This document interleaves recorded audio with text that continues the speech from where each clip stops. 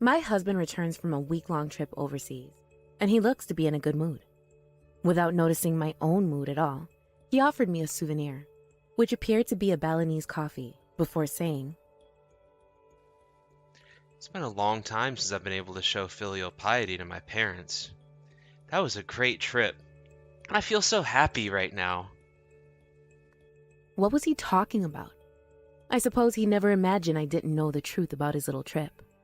I was so disgusted with him, and I opened my mouth and said, even though your mother passed away last week? The frick? My husband was completely flustered, unable to comprehend an extremely simple situation.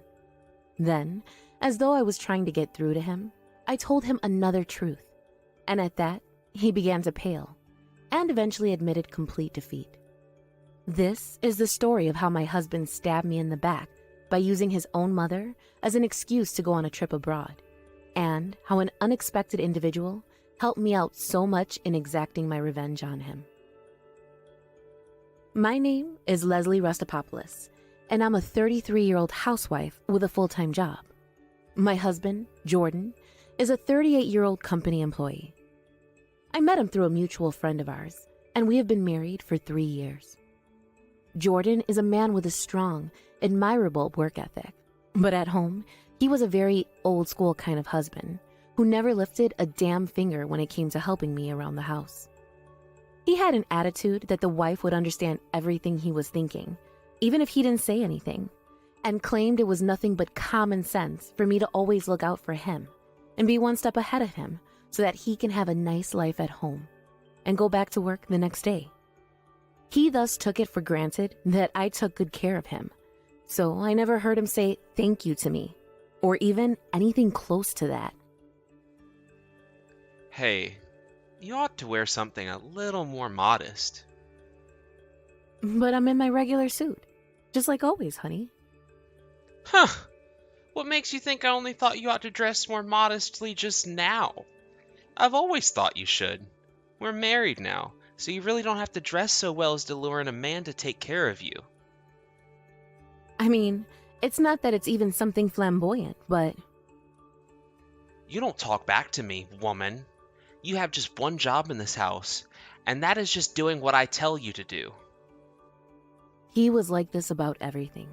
From anything from housework, such as how to clean the house, to what I was wearing and what I kept as my own personal belongings in the house. I only ever assumed he wanted everything to be the way he wanted it for my sake. At first, I thought he was just concerned about me. But after being nagged at over and over again, without ever seeming to stop, I really started to wish he would shut the hell up. Mr. Restopopoulos, my father-in-law, is a man of similar demeanor, and having grown up watching him, Jordan probably thought it was normal for him to behave in such a way towards his wife. But I wasn't a caring, patient woman like Mrs. Restopopoulos. I suppose that made my husband think of me as an unattentive woman all the more, which evidently wasn't good for me. But I was a housewife who also worked a full-time job. There was only so much I could do before my physical and mental strength would reach their limits. I understand Jordan's longing for a marriage like his own parents, a couple who could understand each other without ever saying a word. But I wished he would just face the facts. For the time being, while we were still novice in our marriage experience, we had a different kind of relationship. And perhaps, just maybe, if all went well, over the years we would develop the same kind of mutual respect for each other as Mr. and Mrs. Restopopoulos have. Then, Jordan's wishes would perhaps be a lot more attainable. Then, one day, Jordan came home, bringing home a lot of brochures about tourist spots overseas. Oh my! Guam? Saipan? These are all famous resort destinations. Are you planning a trip? Well, Mom is turning 60 soon. Thinking of taking her on an overseas trip for a week or so. A week? Well, I hate to break it to you, honey. My work is so busy this time of year, and it's pretty unlikely I'll be able to take that much time off. Wait, huh? What are you talking about? Whoever mentioned you would tag along with us? I meant this trip was going to be for Mom and I together. So it's really none of your business, to be honest. You remember 5 years ago when we celebrated Dad's 60th birthday? As a present, I gave him a whole week-long trip to Jamaica. And Mom said she'd also love an overseas trip somewhere. I thought it was a perfect way to show my filial piety and gratitude towards my parents, who've done such a good job raising me well to become the successful person that I am today. Sad how he didn't say the word happy after successful. I'm sure Oliver will be very happy with her 60th birthday present. I know she will. But if you and Edna are going on a trip together, is Oliver going to be home alone for a week? Huh? Oh, yeah. That'll be alone for that period of time. Yeah. I'll still have to work, but maybe I should cook and bring him some homemade food. And maybe I could also keep him some company. You don't need to do that, Leslie. They sell prepared meals at the supermarket near his house now, so I think he can handle himself for a week or so. Dad doesn't like anyone interfering with his private life, as you very well know. So I'm pretty sure he'll be more than comfortable being alone in his home. I see. I was genuinely a little concerned about Jordan's seemingly flustered behavior, but he did have a point. I'd only ever had the most necessary conversations with Oliver Rastapopoulos, and I honestly had no damn clue how close I thought I was to him. Did he seriously consider me his daughter-in-law? Or did he merely see me as his son's obedient wife? I didn't really, and I frankly wasn't ready to find that out either. I really hadn't thought of it, though, when I suggested I keep him company. Old habits really do die hard. I felt grateful to Jordan for convincing me to not take the trouble. If my father-in-law was okay with being alone for a short while, then maybe we were both better off with Jordan's suggestion. I mean, it's going to be hard enough for you to spend an entire hour after work bringing him home food, too, won't it? You really don't have to worry about him, Leslie. Okay, you convinced me. Good. Now then, let's see where Mom wants to go. With that, Jordan gathered up all the brochures he had spread out all over the carpeted floor and retreated to his room.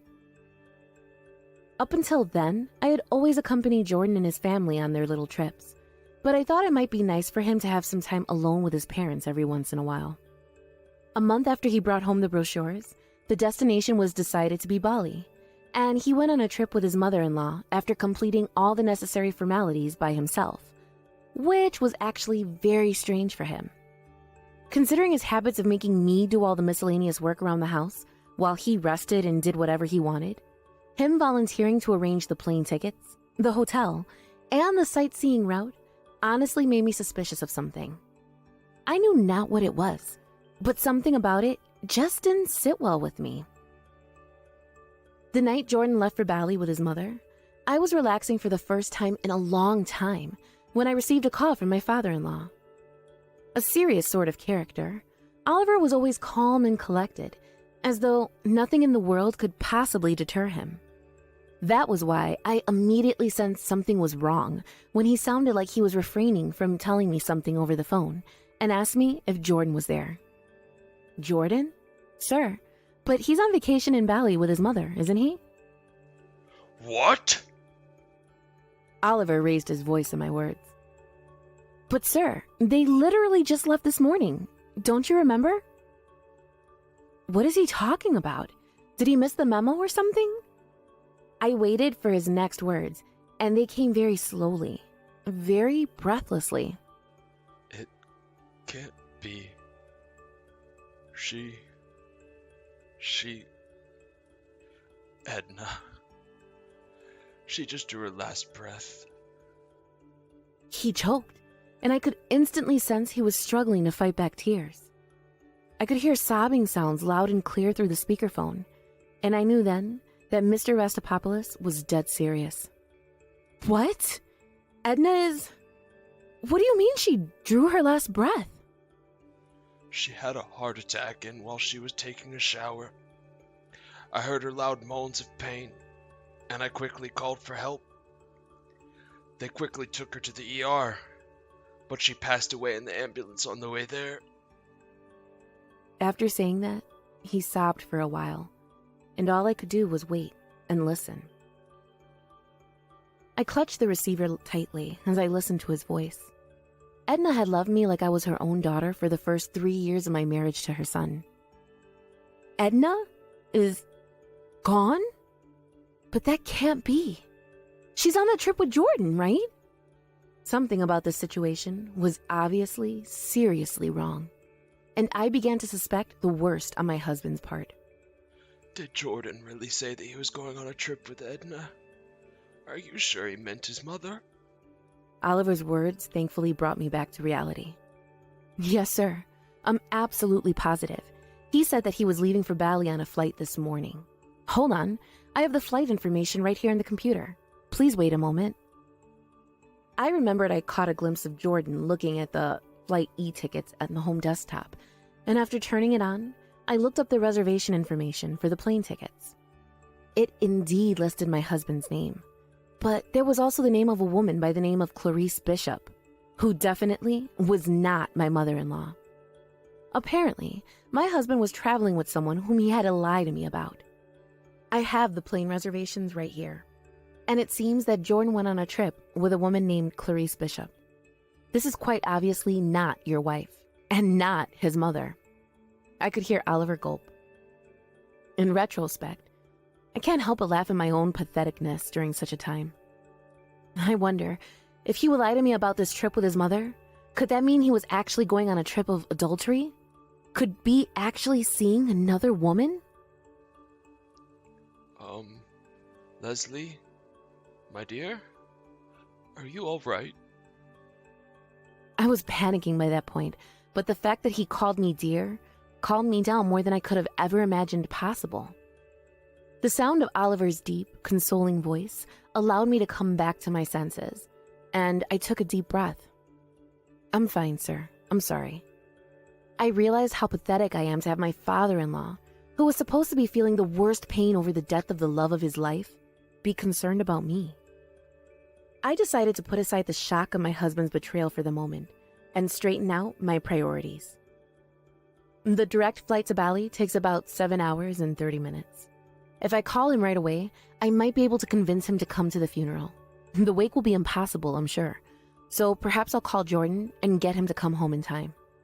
When I told Oliver that, I got a surprising response. His words made me stop breathing for a while.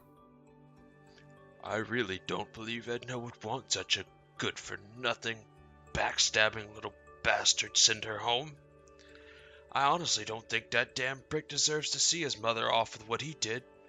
He literally used her as an excuse to justify going on a trip overseas and also as a cover-up in his adultery.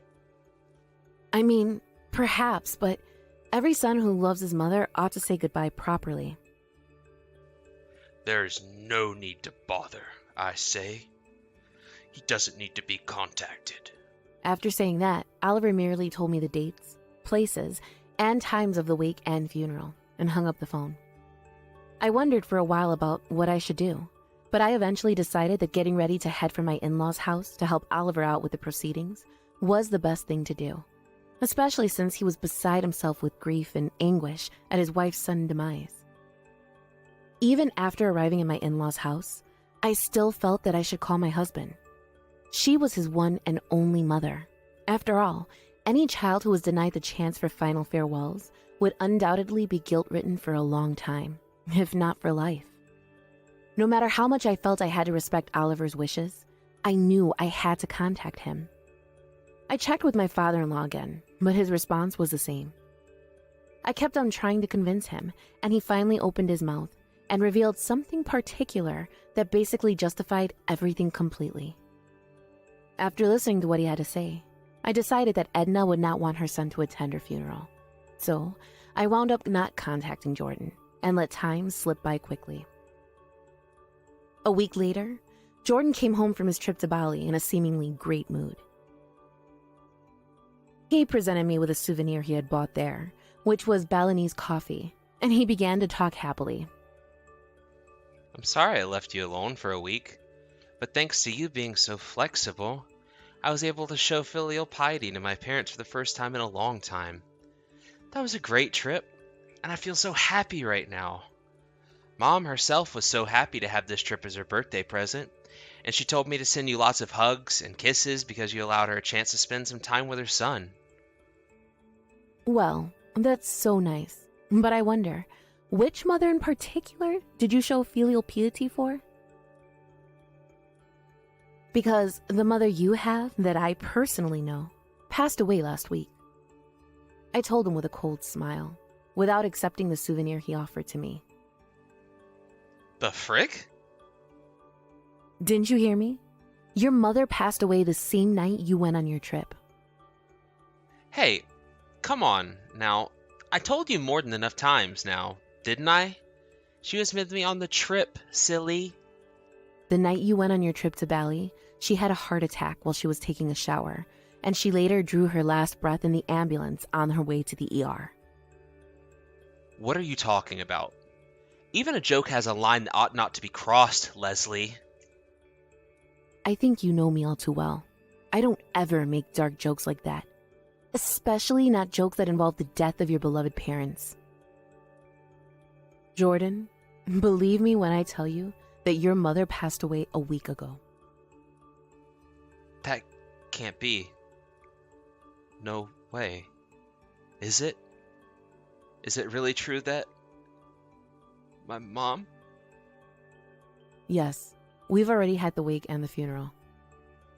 What the actual frick? Why didn't you call me? As I began to tell him everything, his face turned increasingly pale with every passing second. Would you have told me if you were in the opposite situation?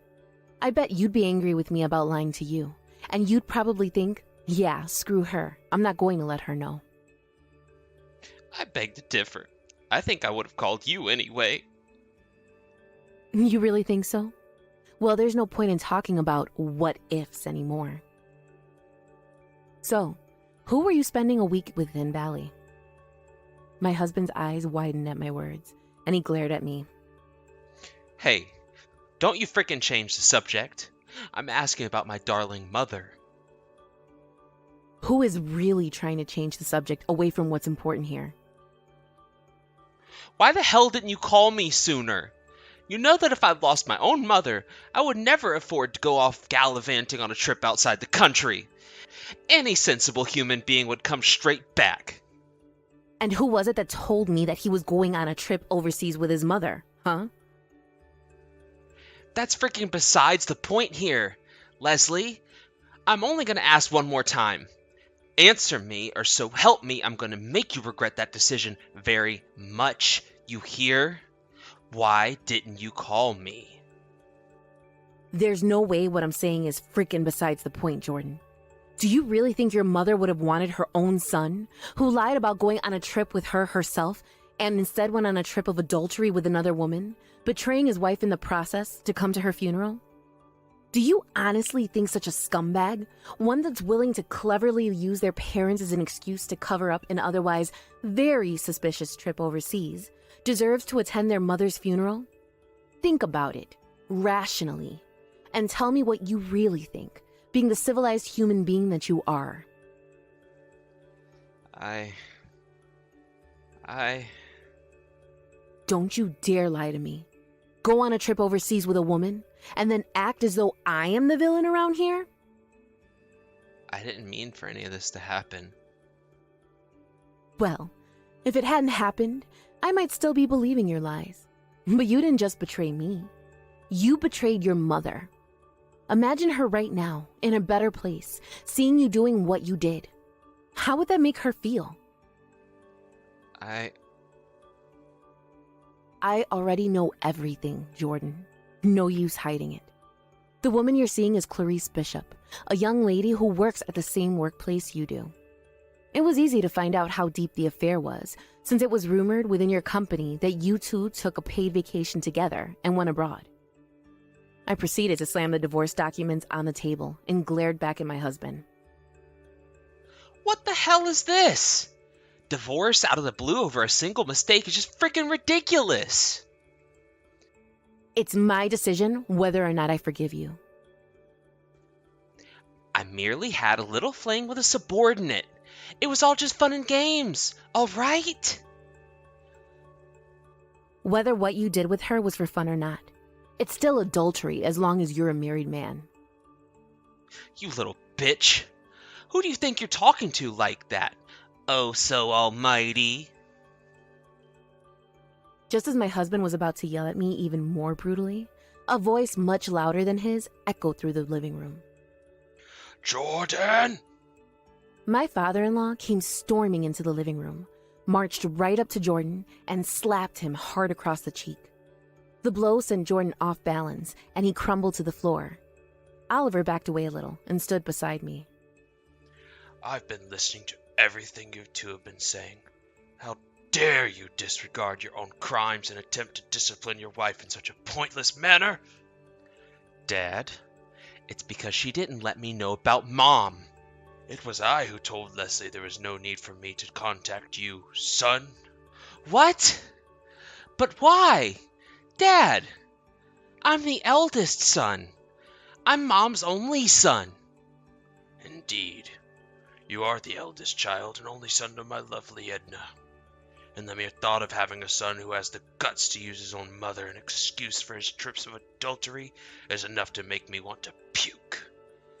The only reason I didn't let you attend the funeral is because you made the exact same mistake your grandfather did. Your mother's own father was the kind of freaking bastard who simply couldn't care less about his family, and eventually disappeared, abandoning his wife with 6 children to raise on her own. Being the eldest herself, you have no idea how hard your mother had to work to keep the family surviving. I don't know anything about that. I've never heard of such a story. Of course you hadn't. Why would she and I ever talk about someone we didn't even want to remember? How could your mother want you to use her as your justification for becoming the same kind of person who made her family suffer? You were running off with the ridiculous, selfish reasons, telling yourself that you were doing it all because you had found true love, or you just wanted to have some fun. You were putting your mother through the hell she experienced as a young woman, a really traumatizing time of her life, and you weren't going to reconsider your heinous actions. Jordan just stood there, listening to his father's words, stunned. Maybe it was a blessing for Mom that she didn't have to find out that her own son was like her traitorous father. But I couldn't just allow for such a blasphemous prick be near my love, even if he was my own son. This is why I didn't allow you to attend the funeral. I care about Mom, and... Ever since you were with her, the first person you had to take care of was Leslie here. I won't ever call a man like you a good husband. Being overbearing and selfish as such. As the head of a family, the husband's duty is to keep his wife and children well-fed, healthy, and happy. All you ever did was treat your wife as though she was your slave, and you don't deserve to be cared for. No. I don't want a divorce. I don't want a divorce. Shut up. Leslie tried so hard to persuade me to contact you about your mother until the very end. She cared about you so genuinely it made my heart ache, and yet you betrayed her so easily. Pathetic. Now sign the divorce papers. Jordan broke down in tears. I didn't know if those tears were from the grief of losing his mother, or from being defeated in this argument, but I couldn't care less anymore. I still don't know if what Oliver did for Edna was really the right thing to do. But all things considered, I think I agree that Edna wanted it how it transpired. After that, with Mr. Rastapopoulos' pressure, the divorce was finalized, and I received alimony from Jordan and Clarice. Jordan himself was rumored to be a fool who enjoyed a vacation unfaithfully without knowing that his own mother had died, but he couldn't quit his job because there was the alimony to worry about. So now he's living on eggshells as he tries to make ends meet. He wanted to remarry Clarice, but she considered him just one of her friends with benefits and didn't even think about marrying him. I heard she left him after a big fight with him because she wound up being legally bound to pay alimony to me. Mr. Rastapopoulos disowned Jordan and is now living in mourning for his wife, rest her soul. He has apologized many times to me for what Jordan did to me, but I really don't think it was his fault. I did say Oliver was of the same sort of person in the house, one where he expected his wife to do lots of things for him. But he always had a sense of reciprocity. In exchange for her supporting him at home, he worked hard enough to give his wife and family the best life he could give them. I now realize that both my parents-in-law were keeping a reasonable distance and watched over me, and I'm so grateful for that. Even after the divorce, I still visit Mr. Rastapopoulos' house on the monthly anniversary of Edna's passing and pray hands in front of her photograph. Oliver, who used to be a bit of a difficult man for me to communicate with, has recently started to talk to me about many more things, and he's proven to be a very kind-hearted, interesting man. I enjoy talking with him and sharing memories of my mother-in-law, and I hope to keep him in the months and years to come as I do my best in climbing the ladder towards success.